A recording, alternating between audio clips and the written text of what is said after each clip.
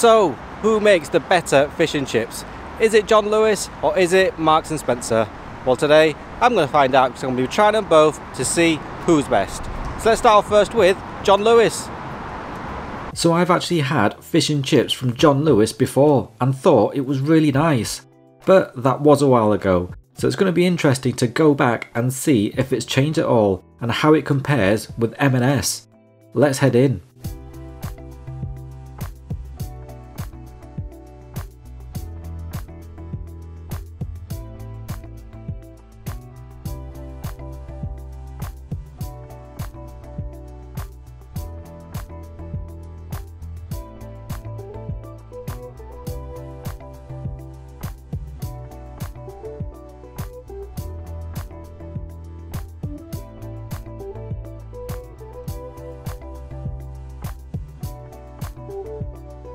So John Lewis is one of those places where you get to choose your own teapot and fill it up yourself too, which is always what I prefer, as you decide how much you want.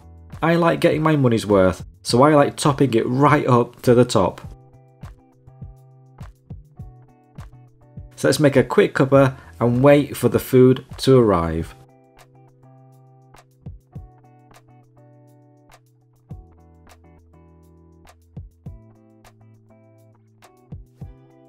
It's actually decorated pretty nice in here, so you can enjoy the view while you wait. I particularly like the giant lampshades. Right, so here it is, the John Lewis fish and chips. Let's have a closer look at exactly what you get. You get a decent sized piece of fish. It does say it's cod that they're using here rather than the more common haddock. You get a pot of not mushy peas but crushed minty peas, a portion of thick cut chips, and some tartar sauce on the side. Let's dig in. I'm going to start the way you should always start with fish and chips, and that's by putting on a lot of salt and vinegar, which comes in these sachets. The first thing I'm going to try is the chips. So it looks like the thick cut ones, and is it just me or are they all really short? I can't see any longer ones in the pot, but let's eat a few and see. Here it goes. Really nice. The outside is lovely and crispy, you get a good crunch when you bite into it, an oily fried flavour too. The inside is soft and fluffy with a subtle potato flavour. It's a really good chip. Let's move on to the crushed minty peas. So these are an in-between kind of peas. So they're not quite mushy peas and not quite garden peas. It's half and half with a bit of mint in there. Let's try it. Very tasty. You get the flavour of the peas and a subtle minty note with maybe some salt and pepper in there too. You can still see they're whole peas and mushy ones. It's a bit more runny as well, but I like it. Let's dip a chip into it and see what it's like. So you get the fried chip with the freshness of the minty peas. Really nice. Let's move on to the tartar sauce. It is a fresh one here, which is what I prefer, rather than the sachet ones. I've got a good coating on this chip, let's try it. Delicious. You get a creamy flavour and a sharp sour tang, which works perfectly with the fried flavour of the chip. The texture is nice and thick too, which helps make it a creamy bite. It's a great tartar sauce. Right, I think it's time to try out the fish. Now I remember it being a bit bigger than this before, but that could have been a rogue big piece or this is a rogue small piece. Let's see if it tastes as good as I remember.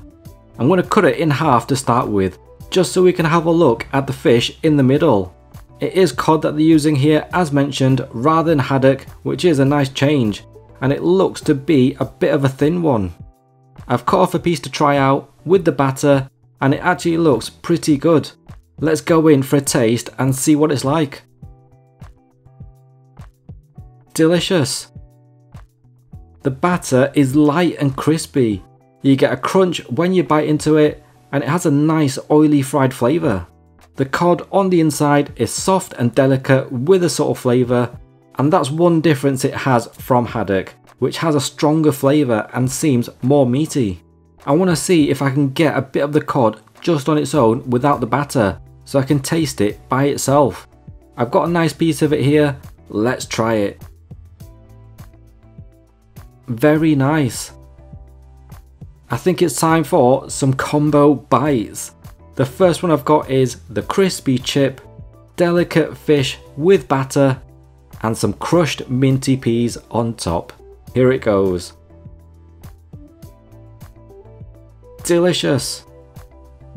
This bite I think is going to top the last, as it's the fish and chips with the really nice tangy tartar sauce, which I like a lot. It really cuts through the friedness of the fish and chips for a balanced bite of food. Amazing. And for the ultimate bite, I've got everything on the plate. How great does that look? Let's eat it. Fantastic. This is a really nice fish and chips they do. I think the fish could have been a little bit thicker, but I like the taste of everything. The crushed minty peas and tartar sauce really do help the meal here, as they add that bit of freshness and sharp tang that cuts through the oiliness of the fried fish and chips to make it a good plate of food. What a great meal that was. The tartar sauce combined with the fish and chips, that was delicious. So the total cost of that meal was £14.30. Let's move on next to Marks & Spencer. So Marks & Spencer only recently introduced fish and chips to their menu. So what better way to test it out by putting it up against a rival department store who also serves fish and chips in John Lewis. Let's head in and try it out.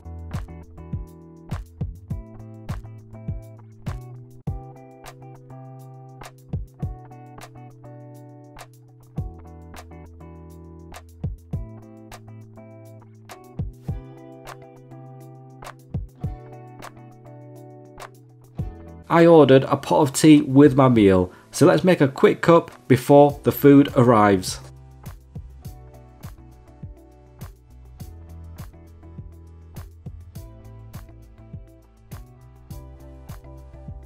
And here it is, the M&S fish and chips. I'm really looking forward to this, so let's have a closer look at what you get. You get a good sized piece of fish with a darker than usual batter, a portion of garden peas, some really thick cut chips, a pot of tartar sauce, and a wedge of lemon on the side. Let's dig in. The first thing I have to do is put on some salt and vinegar, and a generous helping of it too. I think that should be enough.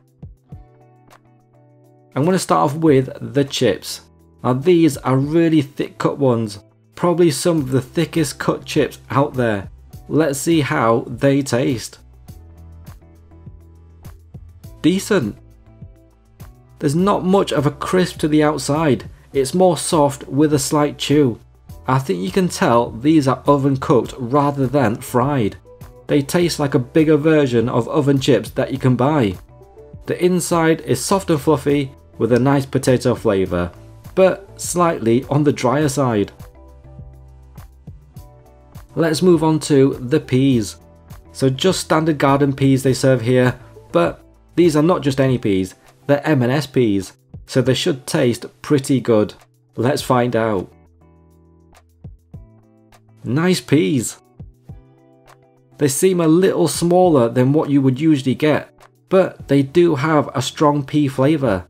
I don't know if it's just me, but they seem better than the average pea. Let's try out the tartar sauce. I'm going to use a chip as a vessel to try it with. I've got a good coating on it, let's eat it. Decent. There's only a slight creaminess to it with a bit of a sour tang. It's not bad, but it doesn't seem like the fresh tartar sauce. It seems like it's the sachet kind put into a pot. Right, I think it's time for the main event, the fish. It's a good sized piece with a bit of a darker batter than normal. Let's cut it in half and see what the fish is like in the middle. It's not the thickest, but if it has the taste to live up to the M&S label, we can forgive it a little. I've cut off a piece with the batter, let's try it out. It's okay. The batter is thick and heavy with a bready taste. I think I would call this a breading rather than batter. The fish on the inside is soft, but maybe slightly on the dry side. I did ask what fish it was, but the person didn't know. To me, it tastes like haddock. It definitely seems like this fish was baked in the oven rather than deep fried. I want to try out the fish just on its own and see what that's like.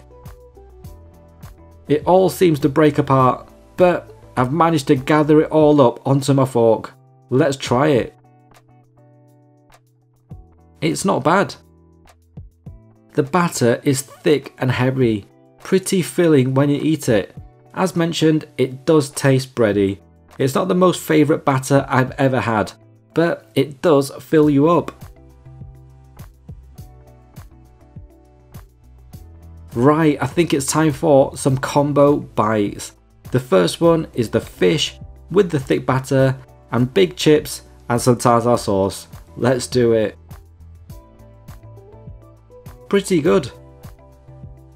Let's move on to a bite with the peas, which should add a bit of freshness and another texture as well. Here it goes. Decent. And for the ultimate bite, I've got everything on the plate. This should be the best bite out of all of them.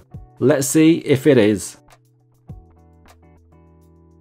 It is indeed. So this was an okay fish and chips. I don't think either of them is going to be a chippy version, so I'll have to judge them for being cafe versions. The M&S one was for sure oven cooked and tasted it. It was a lot less oily, which meant that it felt a bit dry when eating it. The tartar sauce is definitely needed with each bite, and that's when you get the best out of this meal. So that was an okay fish and chips in there. The total cost of that meal was £11.45. So what was the difference between the two? Well, I would say there was a pretty big difference. The John Lewis one tasted deep fried, whereas the M&S one tasted oven cooked. I also preferred the crushed minty peas at John Lewis and tartar sauce. But which one did you prefer? Comment down below. For me, it's an easy win for John Lewis. They take it for sure. Okay, if you like this video, click on the thumbs up icon below and click on subscribe to come along for the next food journey, and I'll see you in the next one.